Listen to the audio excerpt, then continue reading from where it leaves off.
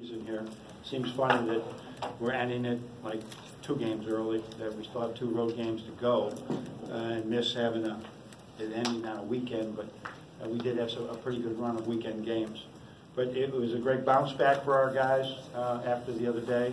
It was great that we turned it around. Coaching staff turned it around. It's a great opportunity for somebody. When we knew yesterday when practice started that Charles wasn't going to be able to go, just let's turn it around. Who's going to step up? What a great opportunity for everyone here to play, and just go out there. Isaiah, just go out there and play. You're guarding Palmer. He's a really good player. Just go do it. He did an incredible job, and I really love the way the way Jordan and Xavier responded. 15 assists out of the guard position, if I'm not correct. All right, Jordan had 5. Is that right? I mean, and they didn't have to shoot the ball to make us win. The ball moved. We could say yesterday in practice we see the ball moved. So it didn't stick like it has in some games, and that's how you score 80 points. Tough sometimes to understand that, and it's always, I think, you look at the NBA, you look at college, it's always a battle.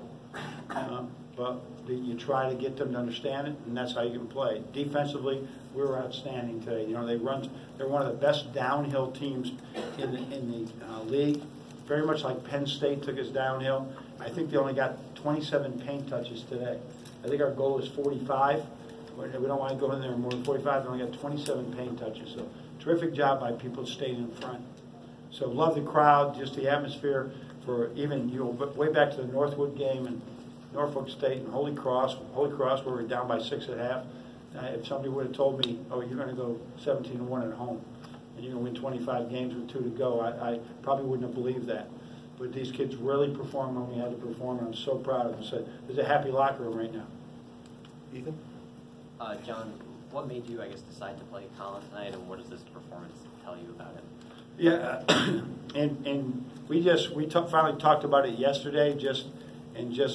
I sort of had the coaching staff take a vote because he hadn't done that type of thing still in practice, but he was slightly edging ahead of others, and so let's just put him in there and let him go. And it was just a coaching staff decision, and we also knew we had no option of Isaiah Livers playing the 5.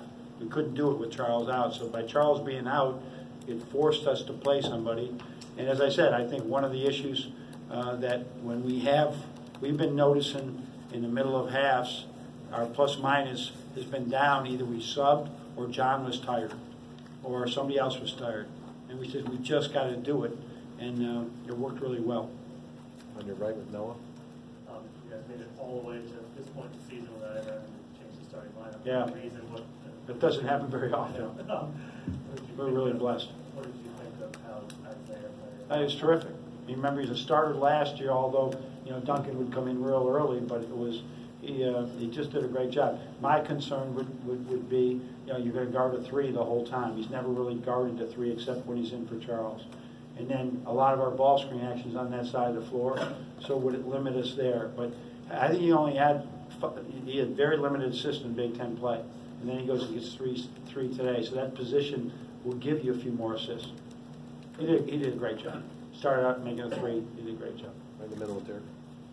Brazdeikis and Teskey combined for 42 points tonight. What was the key to their offensive prowess? I think both of them. Johnny came out shooting the ball really well. I think Iggy got fouled. He missed 2 out of 3. It was like some of those days the young kids are just missing something, but he picked it up later on. But I think that the way they shot the ball from the outside and the way they looked for each other and just sort of played what's the next right play.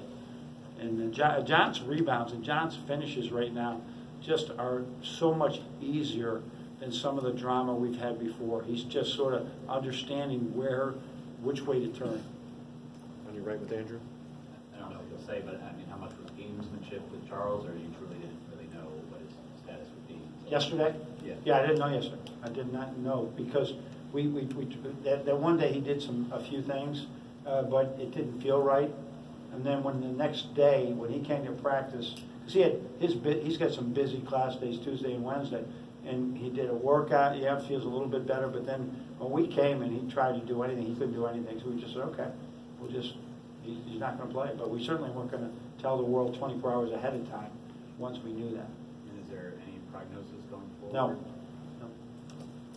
Back with Woody. Coach, you shoot 65% in the first half. Did it almost feel like a domino effect once the first one went down? Yeah, when everybody was online. Yeah, when John hit that first three, I mean, John did not take a three in practice the last 2 days. He did not take a three. We were working on some other things, and he didn't take it. And all of a sudden, he just grabs it and shoots it in, and then does it again. So I think that set the stage. It seems this is, part of the mental edge. It seems on senior nights, this happens all the time, that there's just this.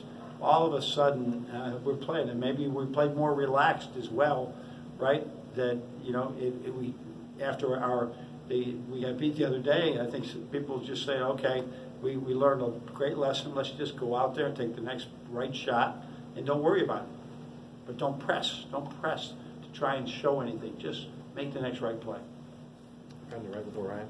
Collins' footwork on the rim, how much emphasis did he put on? How much is there? Yeah, it's been all year long. Sadi's done a great job. His footwork, it was, the big guys coming out of high school, a lot of times their footwork is not great, especially when there's a big guy on them.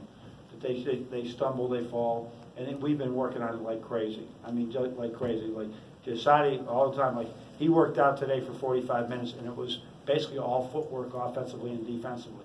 I mean, for 45 minutes today, he had a heck of a workout. But we've been doing that, like typically when we go on the road, we'll send Colin, Brandon, and we'll have an hour and a half shoot around, but they'll go 30 minutes early just to do footwork, just to work on those type of things, because it's huge. So he's so big and long, and he's got some explosion to his game. It paid off. Is he now the backup center, or is that still? Yeah, I would think today he did a really good job to do that, but like I said, we had the similar thing from Brandon against Indiana, right? They got to continue to show us it, but we got to have somebody in there, especially with Isaiah, and that was the big option today. We could always go with Isaiah in some situations, but John needed more rest no matter how we could get it. John's got to play 30 minutes again. On your left with Brennan. Two for you, John. On Colin, other than footwork, what was maybe the things over the past 2 months? His endurance is just, and you can see it today. His second time down the court, he's jogging down like he's tired. He wanted to blow right away. Just overall endurance. Once again, wrestling match at one end, sprint the floor, run offense, play. So that was the other thing. And then all the things that are happening, most big guys, like Brandon, like Austin Davis, they spend their high school career like this. And that's the way the teams are going to win. But now you got 4 different ball screens on one play. They just can't keep up. And gradually they learn. John Teskey couldn't keep up as a freshman, so they couldn't. Colin couldn't. But we had Mark Donnell at that time. That was our big issue. There was nobody behind him. And so now he's gotten better at it. And there was a couple things he did out there. We said, what is he doing? And then all of a sudden he self-corrected, which is big. And for Jordan to not attempt a shot in the first. Yep. Was that by design? No, it wasn't open. But he's got to keep that ball moving. He realizes he's got to be his offense and defense. He was not happy with his game against Michigan State, and neither was anybody, right? And he had to understand there's a lot more to this game, and he just did a great job of bouncing back today. Jay? John, obviously with Charles, it's kind of bittersweet with senior night, but Yeah. he was engaged and still player coach. No, I'm just telling you, he's one of the best kids I've ever coached. You think he'd come here, and he's a Kentucky transfer, and he just came in here. He just bought in 100%. We haven't had an issue with him going to class. We haven't had an issue with his showing up for strength, anything, ever being late. He's not a loud leader. He just does the next right thing. His mom and dad are so solid in who they are and how they've raised those 3 boys.